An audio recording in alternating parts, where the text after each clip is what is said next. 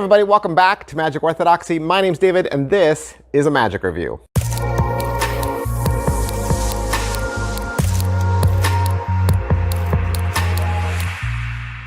Hey everybody, welcome back to the channel. Thanks again for being here. We're doing another magic review, magic trick, this one from Jamie Daws. Jamie Daws reached out to me, asked me if I would review a couple of his tricks. I think he sent me like 5.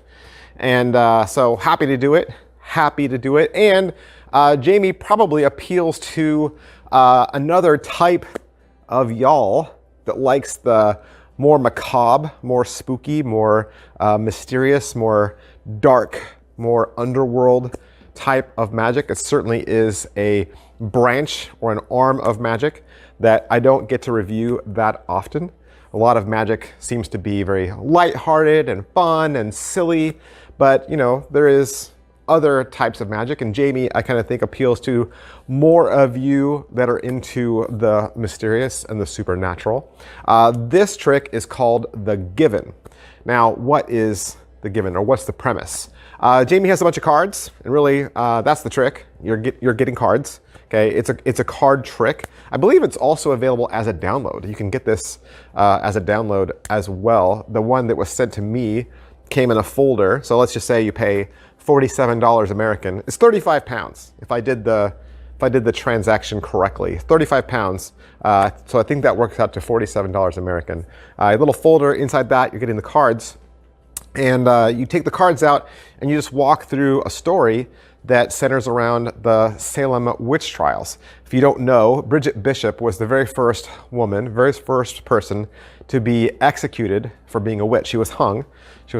And then the story is a made-up story that Jamie creates around her trial and execution. So the way Jamie does it is he brings out these cards that each have a name of a witch or someone that was involved in the Salem witch trials. But it's kind of a living and dead routine where the spectator doesn't know which names are people that were innocent and which people were guilty. And so Jamie brings out 2 names at a time and just says, you pick, you know, which one do you think was innocent? And whatever name they pick goes in the innocent pile. Okay, and you say, well, what do you you bring out 2 more and say, you know, which one was guilty, and you put them in the guilty pile, and you keep going through the cards like that until all the names are done.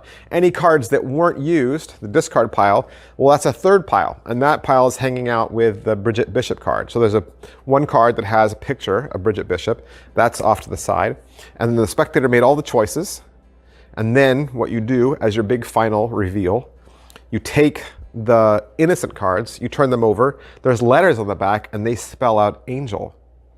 You take the people that the spectator said were guilty, turn them over and there's letters on the back and they spell out devil.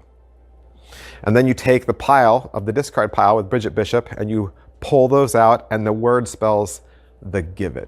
Why the Given? In Jamie Dawes's pattern, he explains that because Bridget Bishop was the first person to die as a witch, then mythology enveloped around her that she would be kind of like a witch messiah, that she would die and that she would come back and she would save the other people. And so instead of her being called a rescuer or a savior, she is simply called the Given. So like I said, what you get for your $47 is you get the cards.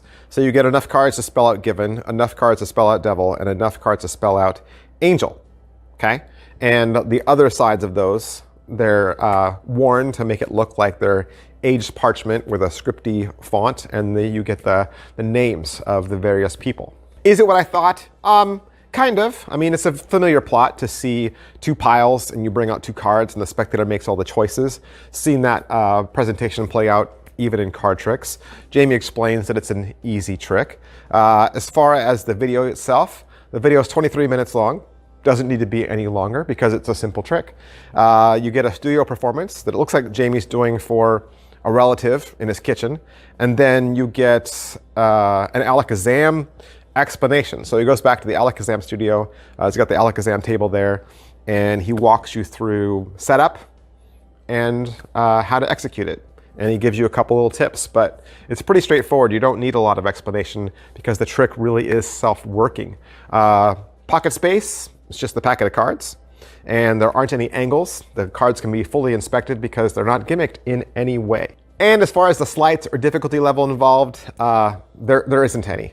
The spectators really are making all the choices. You have your deck set up, right? You get it into a deck stack first. So set up and reset, it's a deck stack. And then you just go through the routine. So as long as you remember the routine and how it goes, it's gonna end the same every time. I'm gonna bring 2 cards out. Whatever choice they make goes into that pile. And the card that's not used goes into the discard pile. And then after you expel through all the cards, it plays out perfectly, okay? So really, it can play flat or it can play spooky, depending on how you present it, right? So if you've got a nice story, if you've got a nice presentation, if you set the mood, right? Then this could play off spooky and macabre and just like, what happened? You just run through it really fast and go bing, bang, boom. Don't add any nuance or subtlety to it, then yeah, it could fall flat because self-working tricks tend to do that sometimes. So you wanna, the less sleights are involved, the more you should be involved, the more story element and the more you should set it up. So this story and these cards could certainly lend themselves to a tablecloth and candles and things out on the table, artifacts, right? Or grouping this trick with another trick that sets the mood, or doing something like this at a Halloween sleepover, So I think this could play really well if you add some personality and flavor to it. If I were gonna say anything negative about it, I kind of felt that the cards with just the names on them felt a little plain. It would have been nice to have seen vintage pictures on every single card so that when you're making the choice, you're saying like, look at these 2 people. Which one do you think is innocent? Which one is guilty? Like, then you're looking at a face. Rather, the way the trick goes, you're just looking at names.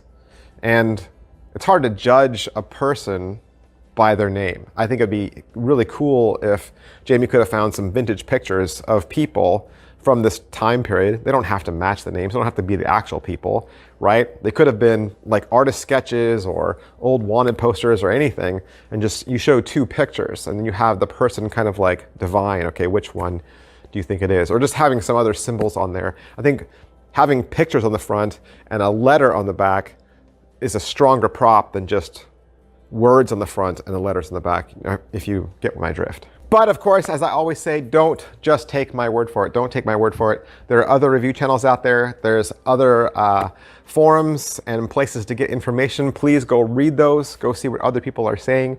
Definitely head on down to Jamie's website and look at the pictures and all the things that are included. Take as much information in as you can before you spend your money. Well, that's the end of my video. That's everything I wanted to say. As always, we ask that you hit like, hit subscribe, and hit follow. Hit all the clickety-click social media buttons so that you're alerted when a new video uploads, or a contest, or a giveaway, because I'm doing one really soon. You don't want to miss it. It's going to be awesome. Thanks to Jamie Daws for allowing me to have this so that I could do the review for you. And if you want to purchase it for yourself, that's where I would go. Thanks, guys. I'll see you next time. Bye. Hey, do you want some more information about the t-shirt I was wearing in today's video? Sure. If you scroll down, there's a row of graphics that look like t-shirts, and you can click any one of those, and that'll take you to my Teespring store. There, you'll see that I have a variety of different designs. There's more than one, so it's not just the shirt I was wearing today. And they're also at a large variety of price points, so there's something for everybody. Plus, if you click on a design that you like or that you're interested in, you'll also notice that you can select that shirt in different colors. So you're not locked into the color that you see in the graphic. And that means, of course, you can buy the same design in several colors. Now, I don't ask that you buy a shirt. You don't have to. That is not how I ask that you support me. But if you do buy a shirt, I want to thank you so much for supporting my channel, for believing in me. You guys are awesome. My fans are great. And I love it when you guys send pictures or you tag me on Instagram and you say, I bought a Magic Orthodoxy shirt.